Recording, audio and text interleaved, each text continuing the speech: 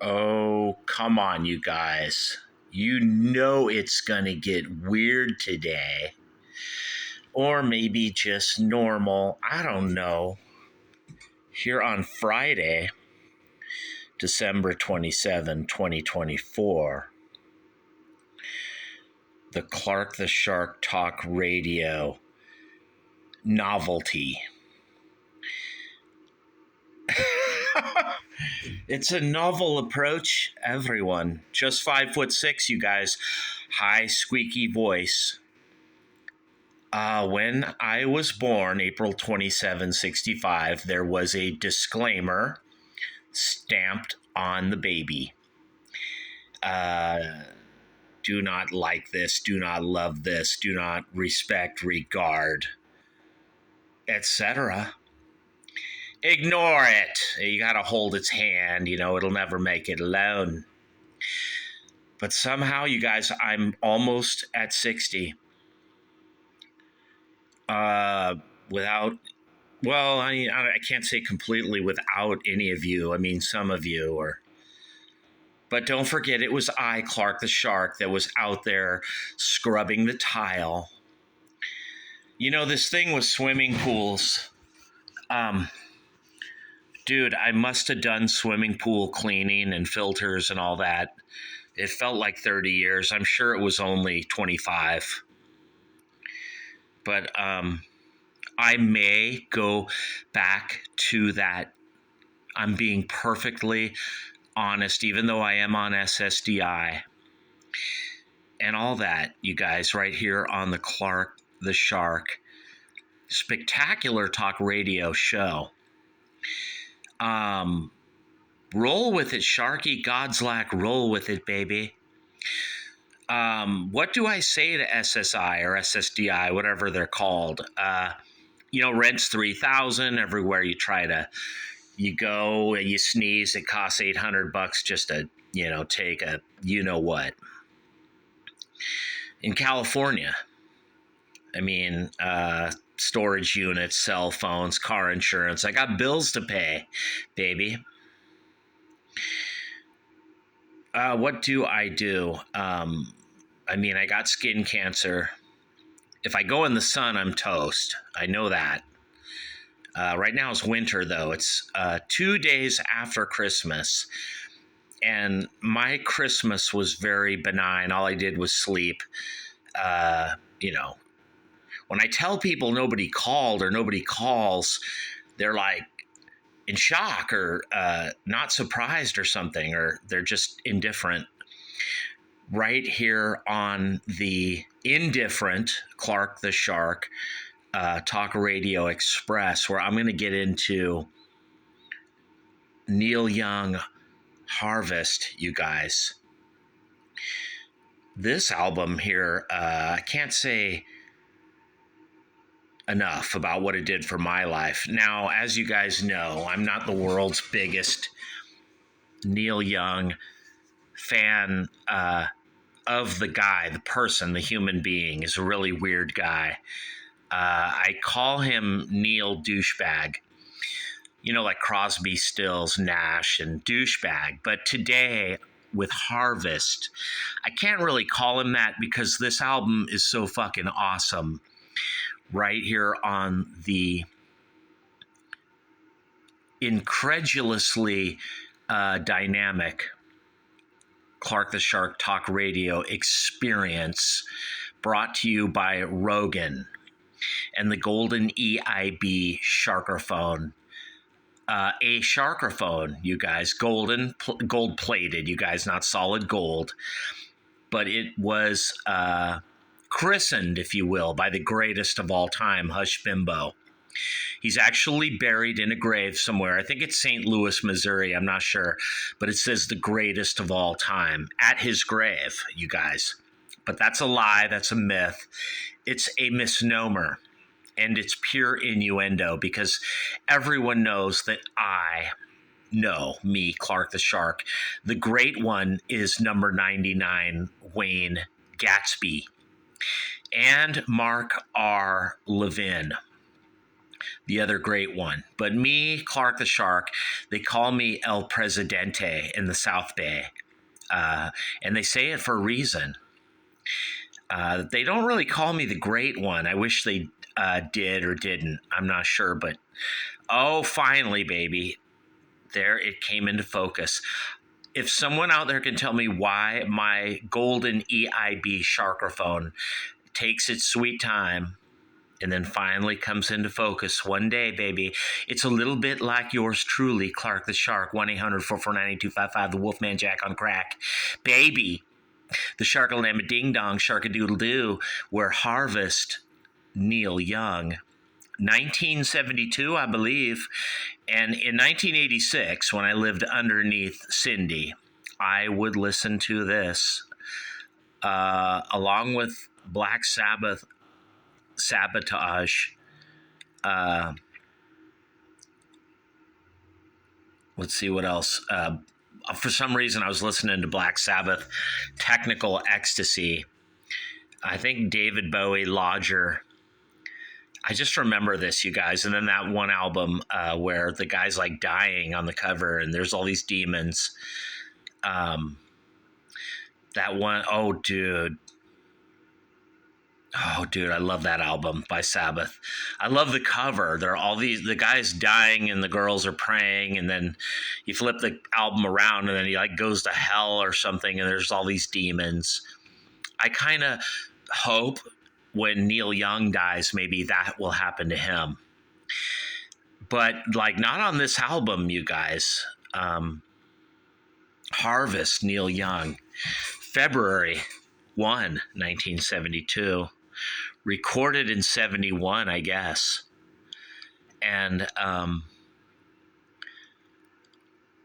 after CSNY, I guess, were... dude, that band disappeared too soon or something. Like they were here for an album. That was, my sister Kathy would crank that album, you guys. I remember being a kid and hearing a lot of CSN, Crosby, Stills, Nash, the first album. And then later on, of course, Neil Young would join. And it was even better or something. Like, and I could never understand. They had a band or a group or a collective. And why would they add Neil Young? You know, it's just weird. I guess because Stephen Stills, you know, was in it. And, you know, they're buddies. Or then you find out Young and Stills aren't buddies. Nobody likes Graham Nash. And everyone cannot get along with David Crosby, who's a total douchebag, you guys. I'm not going to say I'm glad he's dead or something mean like that, but yeah. This album here, Harvest, Neil Young, is, I guess, where early 70s, you know, there was this thing where Neil Young joined that project and those guys were like, well, are you going to commit to us or are you going to still be solo, you know, kind of thing. And then they themselves couldn't even commit to the project and it all just kind of, you know, that kept going. This kept going, you know, it was a weird time. It was changing, you know, like music was in flux or something. And, you know, the 60s were ending, you know, with Woodstock and all that shit. And then The Who changed and they were this band and, you know, well, they were one kind of band or two kinds of bands, you know, Mod and then Psychedelia and then Tommy and all that shit. And then next thing you know, boom, dude, who's next? Baba O'Reilly doesn't sound anything like The Who that you knew, and then you could say the same with the Stones and Zeppelin and everybody else. I mean, big changes in sound were happening late 60s, early 70s. I mean, the Stones went from Aftermath and Between the Buttons, and then, you know, Please Allow Me to Introduce Myself, and, you know, Let It Bleed and Sticky Fingers and Exile. things were changing, you guys, for the better, or maybe just changing in general. People getting older, more mature, and but who knows? Neil Young Harvest, you guys. This album represents something.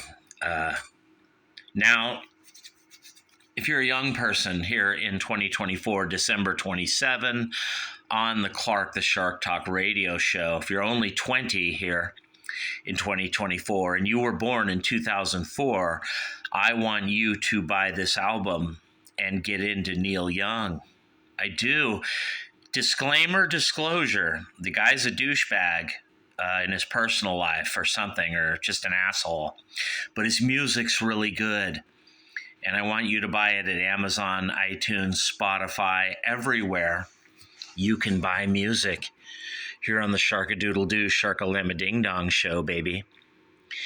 Because you were born 3 years after 9/11 when Mohammed Atta and those other Al-Qaeda terrorists flew 4 jetliners into not just the World Trade Center, both the Twin Towers, and brought them down to the ground, but also one of the jets went down in Sharksville, Pennsylvania. I love the name of the city, Sharksville. They named it after me, you guys. No, it's called Shanksville, but the plane went down. Very sad. They all died, and the same thing happened at the Pentagon. And what was the lady's name? Crowley. Some conservative commentator lady was on the plane. Monica Crowley, I think. I can't remember her name, but she's married to that one guy who's big in GOP politics. And it went into the Pentagon, and they all died.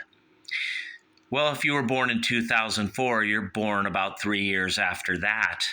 So you're 20 now in 2024, so it's time to buy some Harvest Neil Young. I think you should. It's important. Get into this shit. It's good music. God,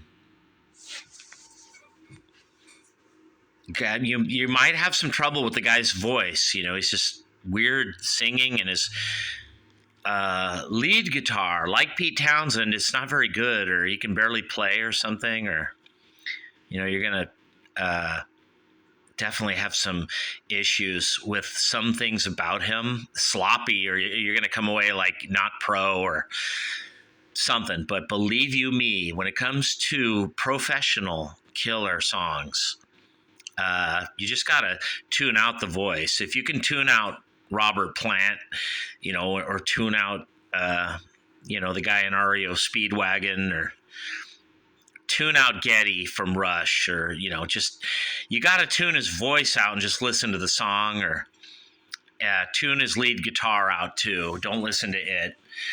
But then over time, you will realize his lead guitar and his yearning, painful voice are one and the same, and they go together. And there's a painful conveyance, I guess, or representation within the music that is important, you guys. People who can't sing well or can't play guitar well have something to say too. To me, Clark the Shark. I mean, some people might even say that about me and my music. I'm not sure. Or they say Shark sings really good, he drums really great, but we still don't like Shark, or we still don't respect him, or we never will. Well, that kind of happens with Neil Young. You'll talk to people and they'll say, I'm never going to like that guy's voice. It's terrible.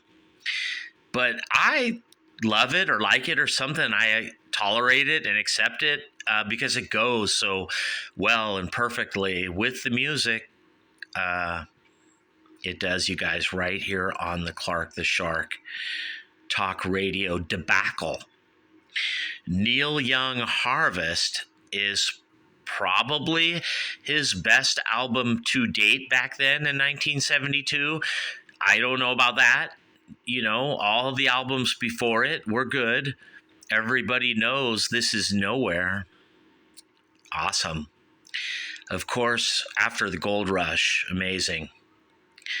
And there's another album by him that's pretty good, but some people say that one's not super good yet or whatever, but this one certainly is, you guys. What a classic. Harvest, Neil Young. Good stuff all over this, you guys. Some of it was recorded in Nashville.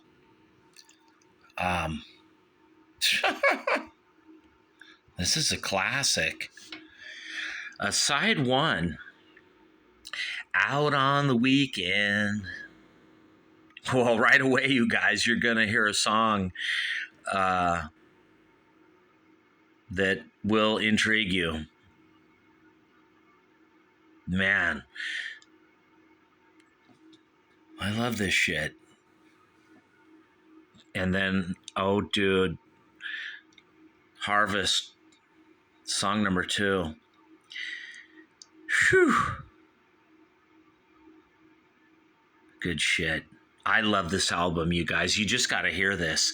I would play this album over and over. And I, when I was 21 in 1986 in Torrance, living underneath Cindy, I would play this and it would do something to my brain or something where, everything was going to be okay, or there's going to be a nuclear war and it's all going to end, but it's beautiful. A man needs a maid. Ain't it the truth? Side one's incredible, you guys. I get sick of Heart of Gold, but Linda Ronstadt singing on this one, I know. Sings backup, but some people say maybe the biggest song by Neil Young solo, you guys, Heart of Gold, track 4, or maybe just to date. It's arguable, you guys. Me, Clark the Shark, I like them all. Are you ready for the country, Sharky? I want to hate this album too, because you know me, you guys. I want to hate Neil Douchebag, but I can't. I call him Neil Young on this album, and I give him the 3 R's: respect, reverement, regard. I'm not sure if reverement is a real word, but it is for this album, you guys. Side 2, Old Man. Oh, what a song. I would say it's the best Neil Young song to date. I love that song. And then There's a World with, it has like just Jack Nitschke with a symphony orchestra. For me, Clark the Shark, track 2, dude, side 2. There's a world you're living in. No one else has your shark. Oh, dude, what a song. There's a World with the orchestration, instrumentation, symphony orchestra, Jack Nitschke, whatever his name is. Awesome. And of course, Alabama, awesome. Alabama, you've got the way to do. It's do. Oh, dude. I'm just going to let you hear it. Your Cadillac has got a wheel in the ditch. I take it all back, you guys. Alabama, side 2, track 3 might be my favorite. I almost feel like side 2 should have been side 1 or something. And The Needle and the Damage Done was actually recorded live at UCLA Royce Hall, but sounds so fucking killer. It's like turned into a studio song here. A la kinda The Who live at Leeds. Nothing like that, though. The Needle and the Damage Done. What a song. Unbelievably incredible. Words. Oh, dude, I love Words. Track 5, side 2. Oh, man, Between the Lines of Age. Side 2 is better than side 1, you guys, but it's just got all kinds of good shit. The whole album, I love Out on the Weekend and, title track, Harvest. You're going to get sick of Heart of Gold, but I love it. You'll love it too for a while, but don't play it too much, you guys. This is an album where you're going to want to fucking play it a lot. It's so good. It is so fucking killer. And I'm glad that the douchebag David Crosby and the other douchebags, Stills and Nash, are nowhere to be found on this one, baby. Harvest, Neil Young, 1972, right here on the Clark the Shark Show.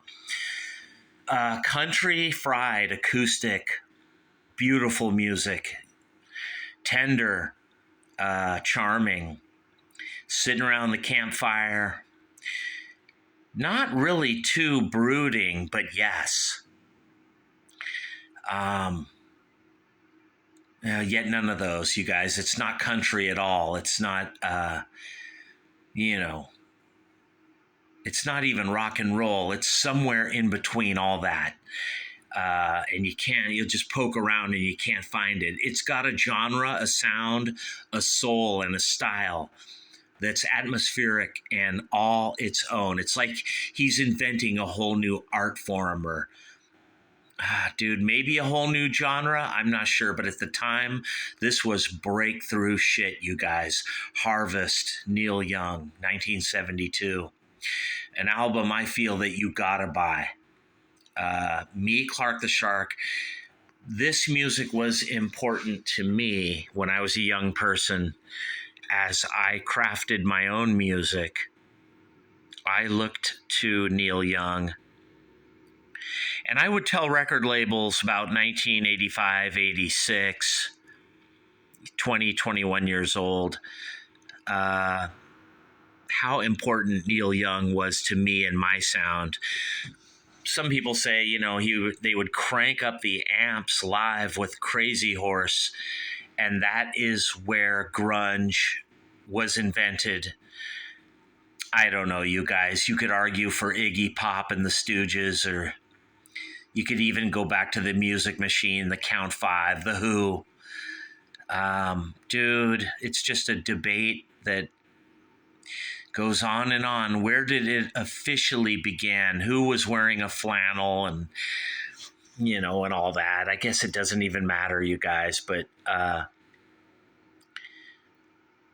the career of Neil Young confusing, because in the studio, his tender country blues, campfire, atmospheric songs are so polished or something. And then live, with Crazy Horse, it's just a god-awful mess. Yet still they hold it together tight, yet frantic, manic, insanity. You could make the debate that the 1990s really began as much with Neil Young as it did with Iggy and the Stooges, or maybe Iggy Pop solo, or Raw Power. David Bowie, maybe. I would say the Kinks, Lola versus Power Man, and the Money Go Round should be right there in the mix. But dude, what the fuck do I know? I'm only Clark the Shark, 5'6", here on the Sharkalama Ding Dong Sharkadoodle-Doo talk radio show, where I want you to buy this album and get into Neil Young. You got to get into all his albums. Not particularly this one, but if you're going to buy all his albums, do make sure you include to buy this one at Amazon, iTunes, Spotify. Tonight, you should. Look for the vinyl, if you can find it. I doubt you'll find a 1970s one unless you go on Craigslist or some shit, or, wherever online. Pay a lot of money for that shit. Don't even do it. I care about the music. I don't care about the artifact of owning a vinyl or having a room full of vinyls, or I just think that's stupid. Dude, you're just going to end up dying, and then someone's going to have to come along and steal all your vinyls or keep all your vinyls or throw them in the trash or whatever, you guys. What you leave behind. Tommy Schultz. What we leave behind. Right here on the Clark the Shit Show, baby. Sharkalema Ding Dong. Harvest, Neil Young. Important music to me, Clark the Shark. This goes right to the top of what I love, you know, like the Stooges, like the Who. It's right there, you guys. And then there is a part of me that, like, I wouldn't want to meet Neil Young or shake his hand or hang around with him or, yeah, dude, I'd probably end up hating myself as much as hating him. Who knows? Or maybe I'm in for a surprise and he's the cool guy and I'm the fucking dick in the conversation. But we shall probably never know. Right here on the Clark the Shark Talk Radio expansion, where today I think I may have given you the only review of Harvest, Neil Young, baby, 1972, that you will ever want and or need ever. Do buy this album, you guys. It's important, especially if you're 20, 18, 17 years old in 2024. Neil Young, Harvest. You don't need a campfire. You don't need to be outside sitting on a chair in the dirt. Dude, you could listen to this on your computer. Listen to it in your headphones at work. It's going to be beautiful, intricate, delicate music, acoustic, country fried, baby. Confused, chaos. It doesn't know what it's doing. It doesn't know at all what it wants to do, and yet, but it does. Certainly, right here on the Clark the Shark Show, Neil Young Harvest is some of the greatest music ever recorded in history. And get this album, if you've never heard it before, tonight and play it once. Think about it, and then the next day, go back and play it again. It will become maybe your favorite album, and maybe Neil Young doesn't deserve it. Or maybe he does, I just don't know. Right here on the Clark the Shark Show. Buy this album, though, for sure. And I'm out of here. Peace.